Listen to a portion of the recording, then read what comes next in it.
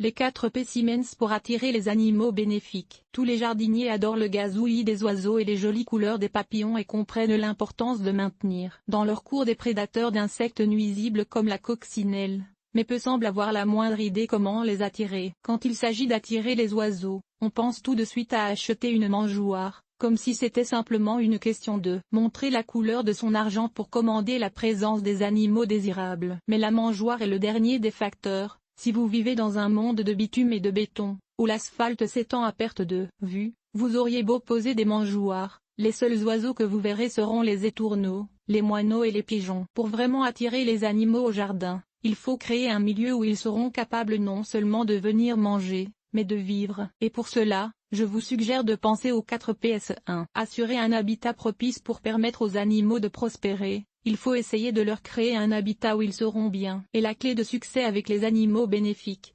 heureusement, correspond parfaitement avec ce que recherche le jardinier paresseux. Un milieu qui fonctionne de façon presque autonome, avec la moindre intervention possible de l'humain. Un terrain très varié avec des arbres, des arbustes, des fleurs, de graminées et de l'eau, même s'il ne s'agit que d'une assiette remplie d'eau de pluie, c'est-à-dire un peu de tout, et pas seulement une vaste pelouse tondue, conviendra à un maximum nombre d'espèces désirables. 2.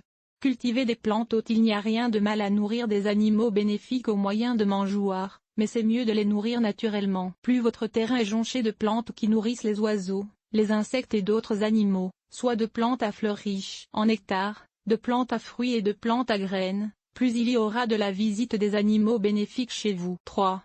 Haro sur les pesticides. Il me semble que c'est évident, mais puisque nous voulons encourager les animaux sur notre terrain, il ne faut pas éparpiller des poisons partout. Mais force est de constater que ce précepte n'est pas bien compris. Combien de fois voit-on des gens qui vaporisent des pesticides à la grandeur de leur terrain, et qui se demandent pourquoi il n'y a plus de papillons et pourquoi aucun oiseau n'élit domicile dans le petit cabanon qu'ils ont installé. Idéalement, il faut éviter d'utiliser tout pesticide toxique et utiliser même les pesticides peu dangereux, savon, huile, diatomée, etc., avec parcimonie.